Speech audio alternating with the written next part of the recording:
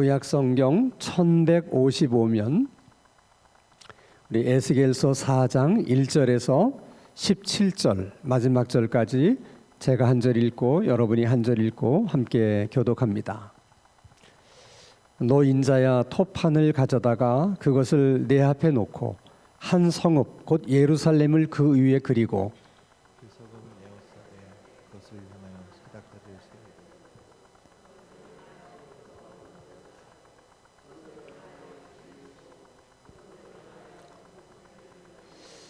또 철판을 가져다가 너와 성읍 사이에 두어 철벽을 삼고 성을 포위하는 것처럼 에워싸라. 이것이 이스라엘 족속에게 징조가 되리라.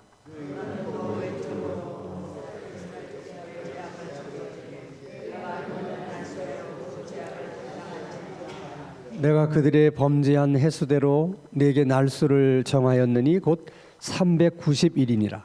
너는 이렇게 이스라엘 족속의 죄악을 담당하고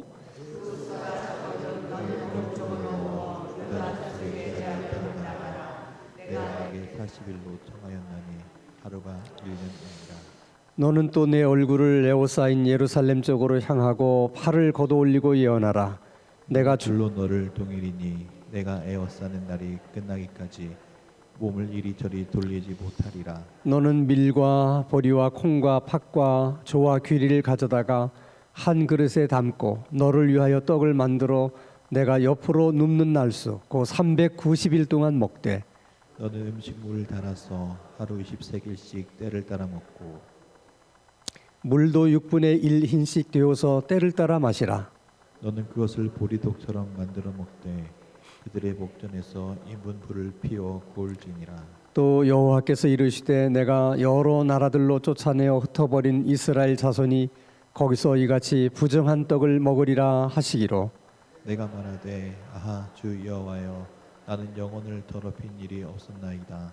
어려서부터 지금까지 스스로 죽은 것이나 짐승에게 튀긴 것을 먹지 아니하였고 가증한 고기를 입에 넣지 아니하였나이다.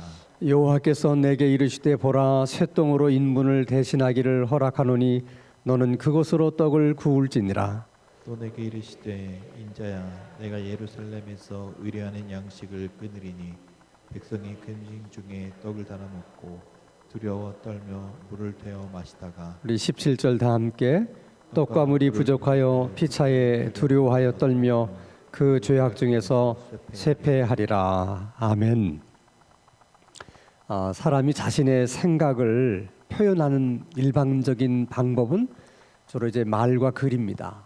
말로서 자기의 생각을 표현하기도 하고 때로는 이제 글로서 자신의 생각을 표현하기도 하죠. 근데 어떤 경우에는 말로 표현하기는 또는 글로 표현하기는 다 자기의 마음을 표현할 길이 없을 때가 있어요. 너무 절박하거나 애절할 때, 그럴 때는 사람들은 말이나 글로 표현하지 않고 몸으로 표현을 해요. 예를 들어서 머리를 삭발한다든지, 이거는 어떤 자기의 어떤 그 의지나 생각을 그렇게 이제 표현하는 것이죠. 그러니까 사람이 삭발한다고 하는 것은 우리가 일반적으로 이 사람이 어떤 굳은 결심을 했거나 뭔가 자기 마음속에 있는 어떤 간절하고 애절한 마음을 표현하고 싶어서 저렇게 하는 거구나, 이렇게 우리가 이제 이해를 하는 거죠. 또 그런가 하면 이제 뭐 단식을 하는 경우도 있어요. 밥을 먹지 않고 물도 마시지 않고, 또 아주 극단적인 경우는 몸에다가 뭐 이렇게 휘발유 같은 걸 뿌리고 이제 분신하는 경우도 있죠. 얼마나 말로 글로 자신의 그 생각을 다 표현할 수 없으면 그렇게 표현을 하겠습니까? 근데 이제 오늘 본문 말씀을 읽어보면 하나님도 선지자들을 통해서 늘 말씀을 하시잖아요. 말로서 하나님께서 메시지를 주시잖아요. 말로 표현을 하세요. 근데 계속해서 이스라엘 백성들이 못 알아듣고 하나님의 메시지를 듣지 않으니까 하나님께서 오늘 본문 말씀에는 에스겔 선지자에게 너는 말로서 내게 주는 말씀, 그 메시지를 전하지 말고 몸으로 이스라엘 백성들에게 내가 전하는 메시지를 전하라, 그런 말씀을 주십니다. 아주 뭐 일반적인 경우는 아니죠. 얼마나 하나님의 마음이 답답하셨으면 그렇게라도 해서 이스라엘 백성들에게 자신의 뜻을 전하고 메시지를 전하고 싶으셨던 거예요. 자, 그러면 그 방법이라는 것이 뭔지를 한번 보겠습니다. 오늘 에스겔 4장 1절에서 2절 말씀을 보면 일단 토판을 가져다가 거기다가 예루살렘 성을 그리고 그 토판 주변에 적이 공격해 오는 것처럼 토성도 쌓고 사다리도 만들고 뭐 공성태도 만들고 그렇게 하라는 거예요. 이 토판이라고 하는 것은 우리는 이제 쉽게 볼 수 없는 물건이지만은 예전에는 오늘날처럼 종이가 없었기 때문에 뭔가를 기록에 남기려고 할 때는 가장 일반적으로 사용되었던 것이 이제 파피루스라고 하는 게 있어요. 나일강에 자라는 갈대인데 그 갈대를 아주 얇게 썰어서 가로 세로로 엮어가지고 그 위에 무거운 돌을 올려놓으면 이제 물기가 다 빠지게 돼요. 근데 그게 생각보다 갈대기 때문에 굉장히 질깁니다. 그것이 이제 아주 평평하게 이렇게 되면 마치 노트처럼 되는 거죠. 오늘 우리로 말하면 그럼 거기다가 이제 글을 써서 이제 보관을 해요. 근데 이건 아무래도 갈대로 만든 거기 때문에 오랫동안 보존하기는 어렵습니다. 그런가 하면 이스라엘 백성들은 어린 양을 잡아서 가죽을 벗겨가지고 그 가죽을 이렇게 늙히는 기술이 있어요. 도중에 가죽이 찢어지거나 끊어지지 않도록 늘 만큼 늘리게 되면 아주 얇은 가죽이 됩니다. 그걸 흔히 양피지라고 말하는데 거기다 이제 주로 성경을 기록했어요. 당시로서는 그게 가장 오랫동안 보관할 수 있는 하나의 방법 중에 하나인데, 근데 다른 나라에서는 아주 우리로 말하면 굉장히 가는 그런 좋은 흙이 있는데 그 흙을 판에다가 넣어서 거기다 글을 쓴 다음에 우리 도자기를 굽듯이 그것을 구워요. 그러면 그냥 글자 모양 그대로 굳어지게 되는 거죠. 그럼 토판 한 장이 종이 한 장과도 같은 거예요. 그래서 그런 토판을 쫙 이렇게 창고 같은 곳에 보관을 하죠. 필요하면 이제 토판을 뽑아가지고 이제 적힌 내용을 읽는 겁니다. 지금 하나님이 그걸 말씀하시는 거예요. 그런 토판 같은 걸 하나 가져다가 적이 그 예루살렘을 포위하고 공격하는 그런 모형을 만들라는 거죠. 자, 그다음에 우리 3절 말씀을 한번 봅니다. 또 철판을 가져다가 너와 성 사이에 두어 철벽을 삼고 성을 포위하는 것처럼 에워싸라. 이것이 이스라엘 족속에게 징조가 되리라. 그러니까 철판을 가운데다가 이렇게 놓으라고 하는 얘기는 그 성을 포위한 그 포위망이 얼마나 견고한지 절대로 예루살렘 성 안에 있는 사람들이 그 포위망을 뚫고 도망가지 못할 것이다 하는 것을 지금 에스겔 선지자가 말로써 그 얘기를 좀 설명하는 것이 아니라 지금 그런 모양을 만들어서 하나님의 메시지를 그렇게 전하는 거예요. 그러니까 이제 예루살렘이 그렇게 적으로부터 공격을 받게 될 것이고 너희들은 그 적들이 포위하고 있는 견고한 포위망을 한 명도 빠져나가지 못할 것이다. 그 메시지를 주는 것입니다. 자, 또 한 가지 이제 몸으로 표현하는 메시지가 있어요. 자, 4장 4절에서 6절 말씀을 보면 너는 또 왼쪽으로 누워서 이스라엘 족속의 죄악을 짊어지되 내가 눕는 날수대로 그 죄악을 담당할지니라. 내가 그들의 범죄한 횟수대로 내가 날수를 정하였느니 곧 며칠이요? 390일이니라. 너는 이렇게 이스라엘 족속의 죄악을 담당하고 그 수가 차거든 너는 오른쪽으로 누워 유다 족속의 죄악을 담당하라. 내가 네게 40일로 정하였나니 하루가 몇 년? 1년이다. 자, 이제는 에스겔에게 말합니다. 너는 390일 동안 편안히 눕지도 말고 왼쪽으로 누워서 지내라는 거예요. 그게 여러분 얼마나 불편한 정도가 아니고 고통스럽겠습니까? 가만히 누워만 있는 것도 사실 굉장히 힘들잖아요. 사람이 이게 뒤척여야 되는데 왼쪽으로만 누워서 며칠을 보내라는 거예요. 390일. 390일이 다 되면 이번엔 오른쪽으로 돌아 누워서 며칠? 40일. 그게 이제 하루를 1년으로 말하면 390년이고 40년이에요. 도합 390년 더하기 40년이면 몇 년입니까? 430년. 돈으로 계산하면 금방 될 텐데 430년. 그럼 여러분 430년 하면 떠오르는 게 있죠. 이스라엘 백성들이 애굽에서 430년 동안 노예로 살게 되잖아요. 그걸 지금 하나님이 말씀하시는 거예요. 이스라엘 백성들의 죄악으로 인해서 너희 조상들이 애굽에서 430년 동안 노예로 살면서 고통을 받았던 것처럼 너희들이 이제는 그 고통을 받게 될 것이다. 너희들의 죄값으로 그런 고통을 받게 될 것이다. 이런 메시지입니다. 그 다음에 이제 세 번째 또 언어가 아닌 말로 하나님이 전하는 메시지가 아닌 또라는 방법을 말씀하세요. 자, 우리 에스겔서 4장 9절에서 13절. 너는 밀과 보리와 콩과 팥과 조와 귀리를 가져다가 한 그릇에 담고 너를 위하여 떡을 만들어 내가 옆으로 눕는 날수 그거 390일 동안 먹대. 먹는 것도 어떻게든 먹으라고 그래요. 일어나서 앉아서 먹는 게 아니라 누워서 먹어야 돼요. 엄청 힘들겠죠. 더 중요한 거는 너는 음식물을 어떻게 달아가지고 하루 20세겔씩 때를 따라 먹어라. 그 20세겔이라고 하는 것은 한 끼 식사도 채 안 되는 양이에요. 그러니까 아주 적은 양을 먹는 겁니다. 물도 6분의 1인씩 데워서 때를 따라 마시다. 그러니까 물도 마음껏 마실 수가 없고 떡도 마음껏 먹을 수가 없는 거예요.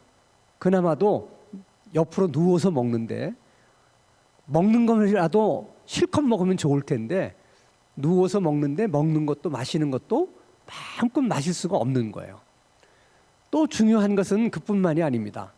너는 그것을 보리떡처럼 만들어서 먹되 그들이 목전에서 어디에 구워 먹어라. 인분이 뭐예요? 다 그거죠. 그 사람의 인분을 햇빛에 말리면 딱딱해져요. 그거를 연료로 사용해서 떡을 구우라는 거예요.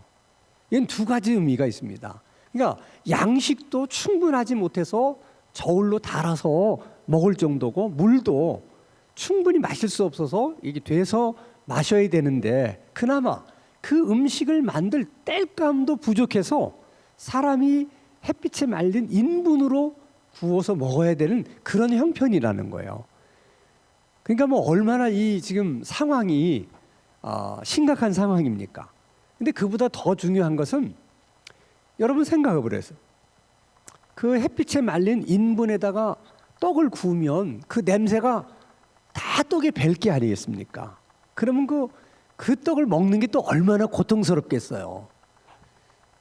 이건 정말 해도 너무한 것 같다는 생각이 들잖아요. 근데 이것은 이스라엘 백성들에게 단순히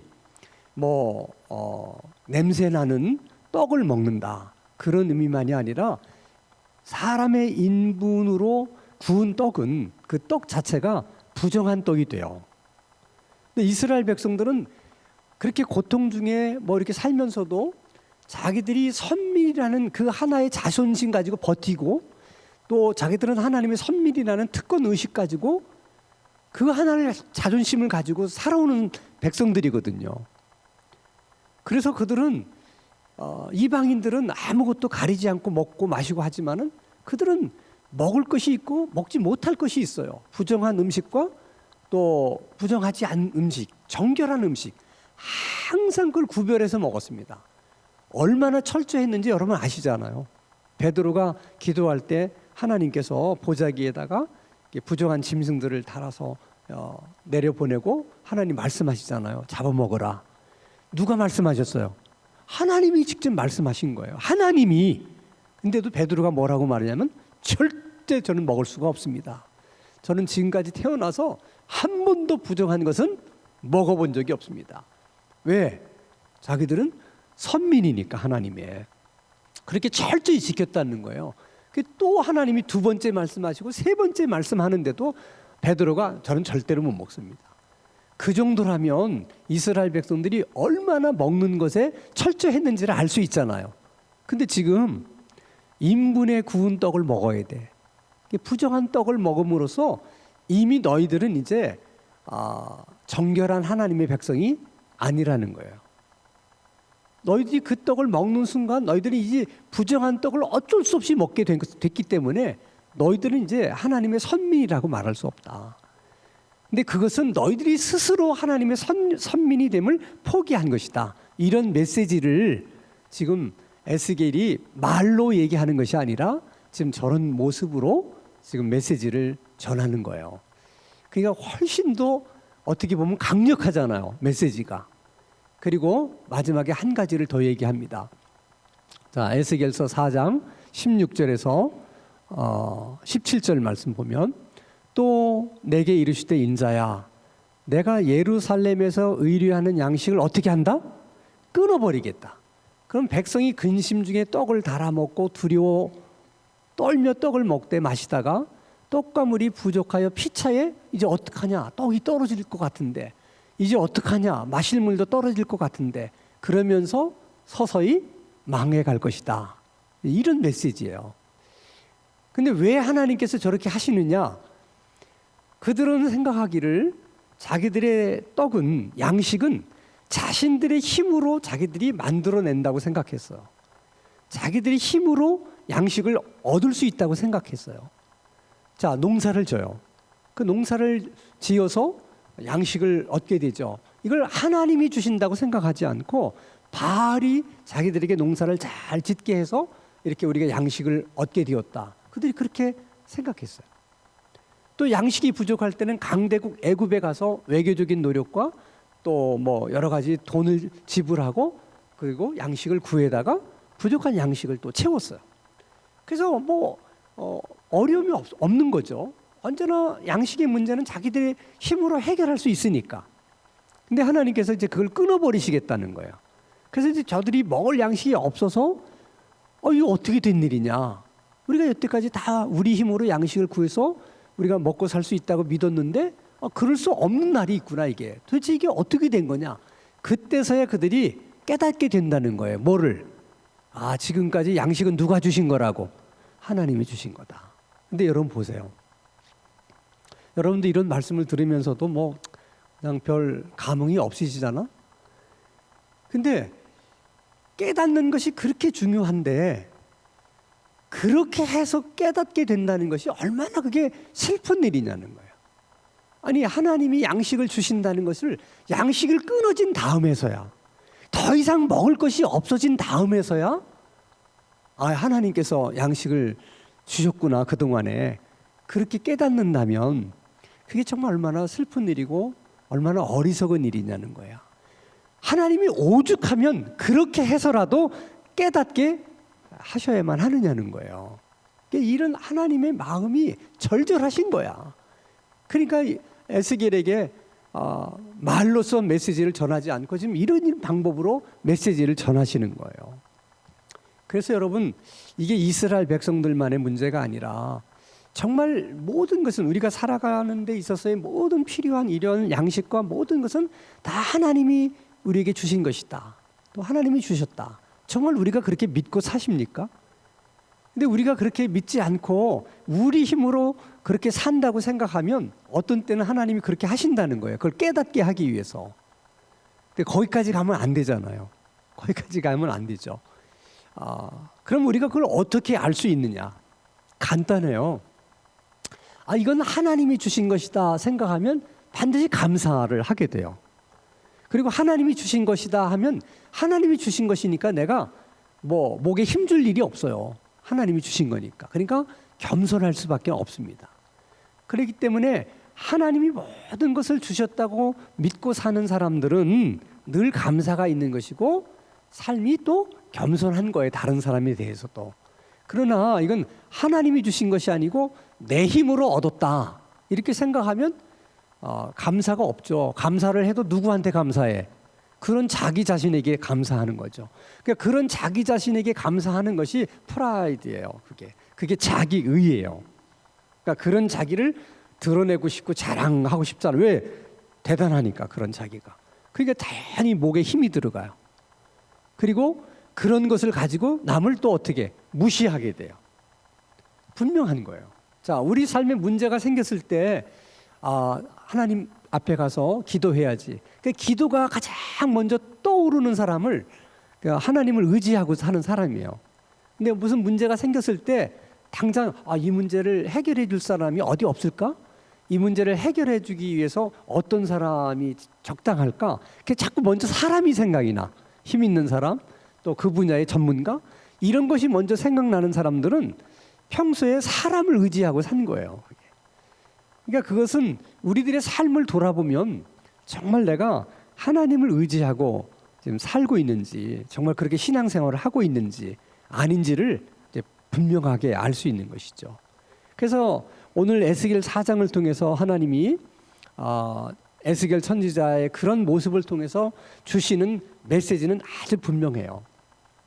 하나님의 심판이라는 것은 일단 시작이 되면 일반적으로 사람들이 생각하는 것보다 더 참혹하고 고통스럽다는 거야.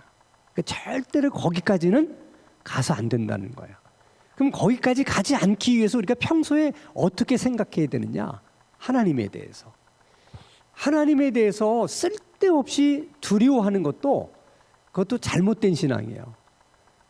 이유 없이 하나님을 두려워하게 되는 것은 사실 하나님이 주시는 마음이 아니고 마귀가 주는 마음이에요.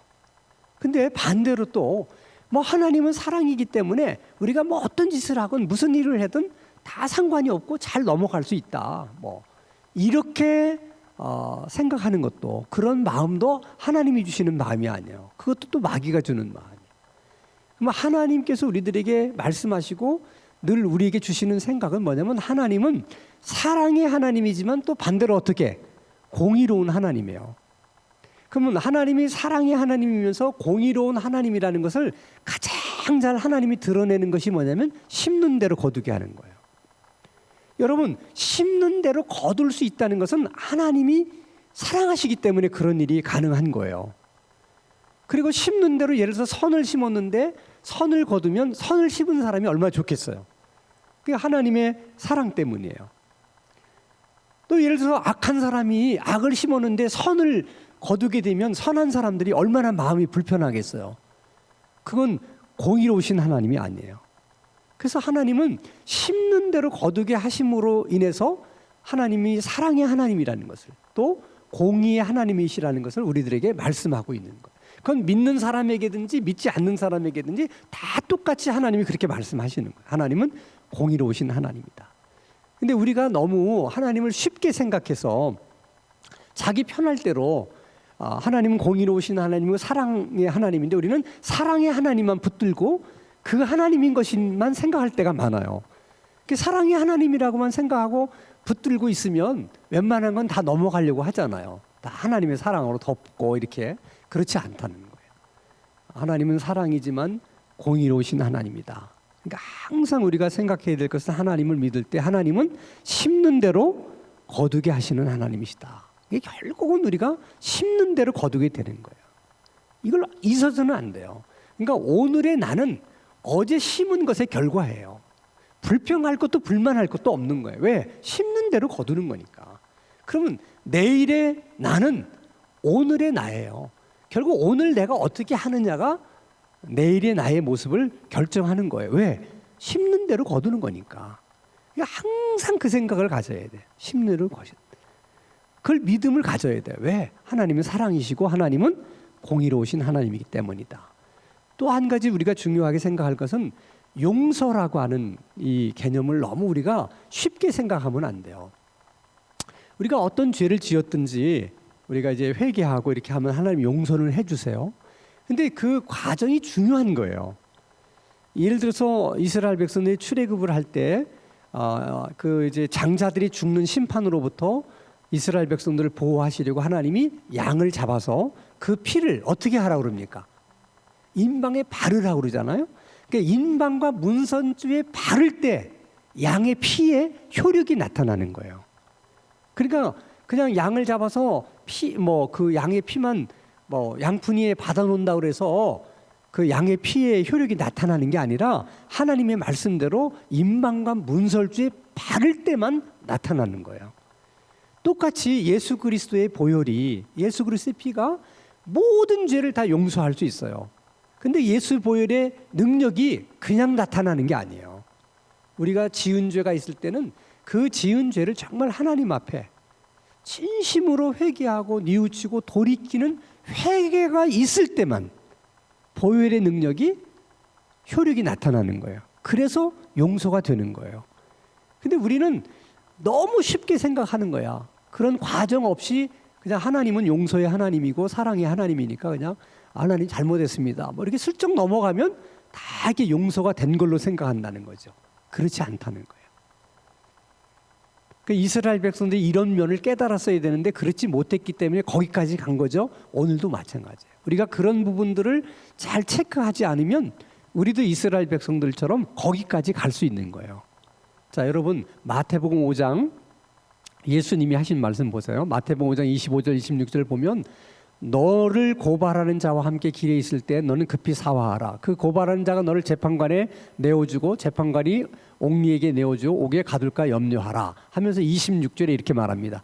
진실로 내게 이르노니 내가 한 푼이라도 남김없이 다 갚기 전에는 결코 거기서 나오지 못하리라. 계산은 확실하게 해야만 된다는 거예요. 이게 그래서 자 이제 우리들의 인생을 보면 하나님의 역사 가운데는 보편적으로 예수를 믿는 사람이든 안 믿는 사람이든 보편적으로 주시는 은혜, 하나님의 역사가 있고 믿는 자들에게만 특별히 주시는 은혜와 역사가 있어요.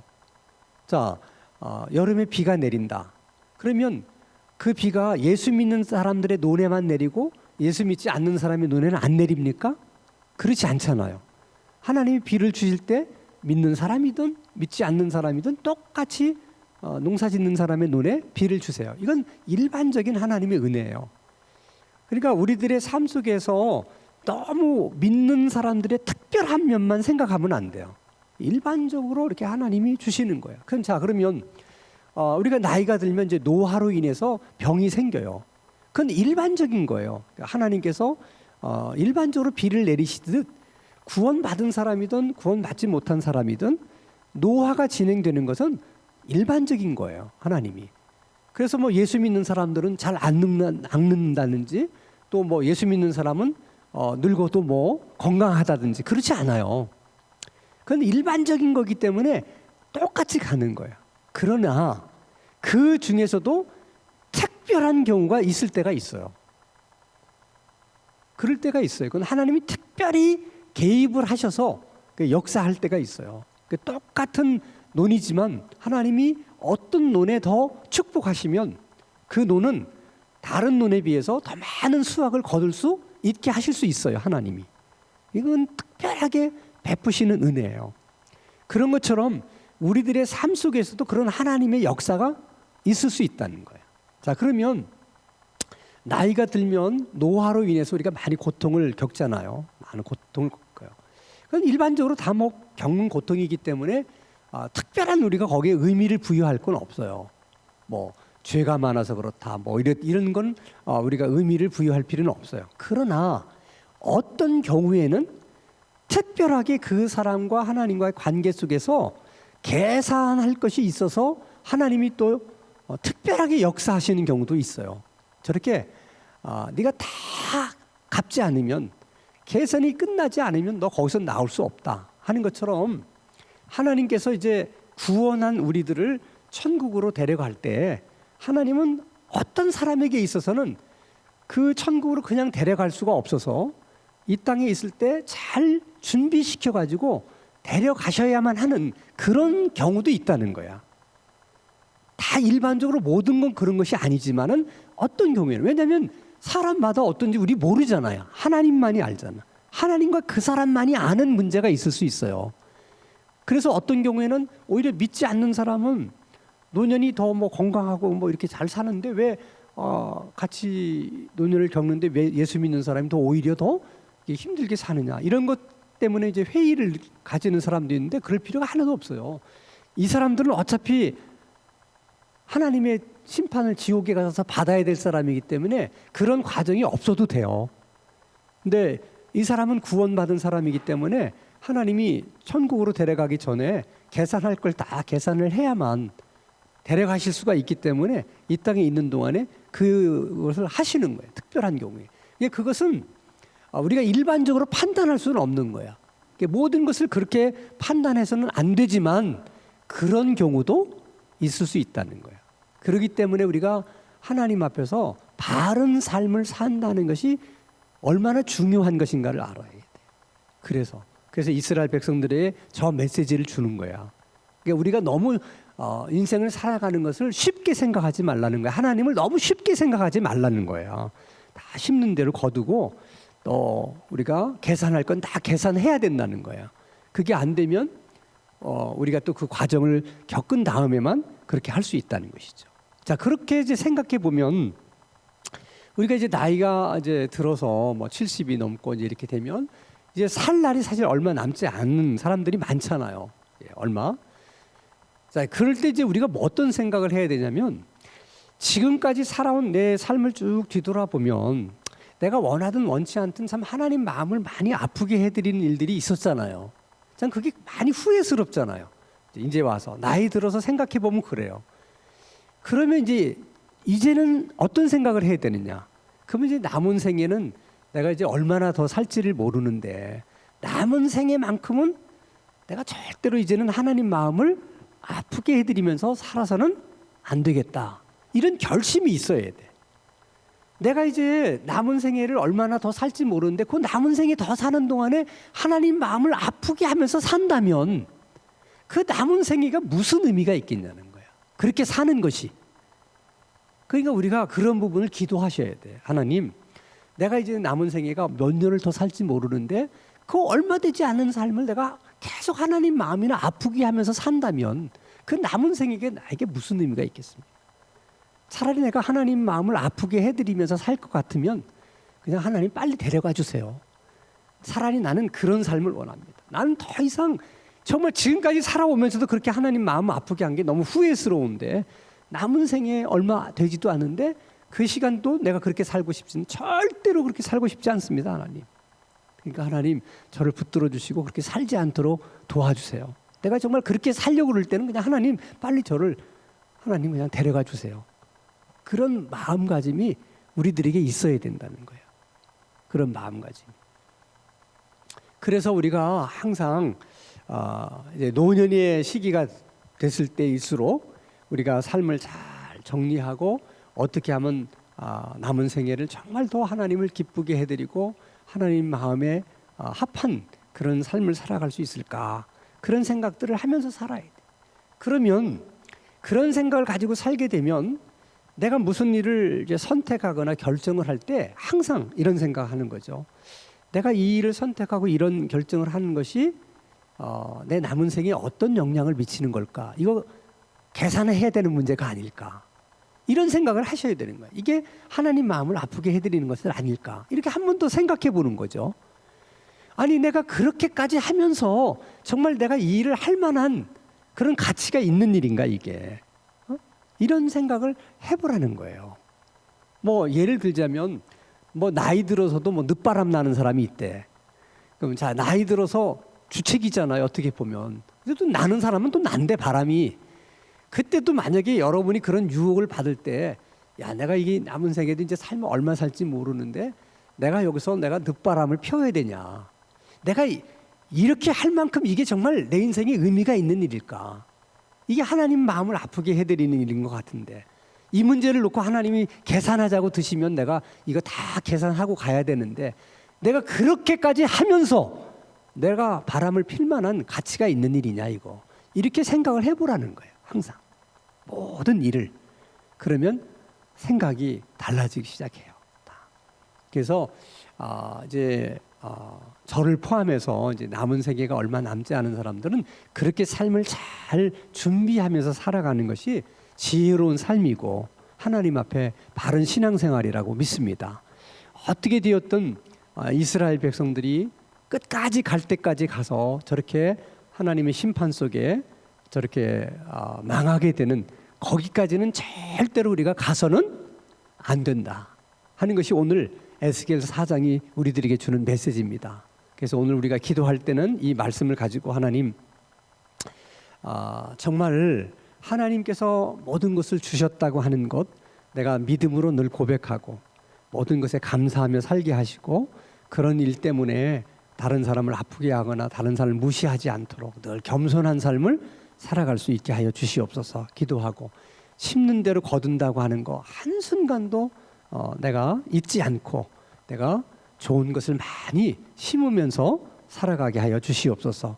그리고 내가 하나님께 부르심을 받을 때 정말 그냥 정말 편안하게 이렇게 뭐 계산할 거 있다 그래가지고 오랜 시간 계산하지 않고 하나님께 이렇게 부름을 받을 수 있는 그런 남은 생애를 살아갈 수 있도록 하나님, 그 일을 위해서 우리가 할 수 있는 게 뭐밖에 없겠어요? 기도밖에 없는 거예요. 내 힘으로 안 되는 거잖아요. 기도하면서 하나님이 그런 은혜를 우리에게 주시도록 그렇게 여러분 오늘도 기도할 수 있기를 바랍니다.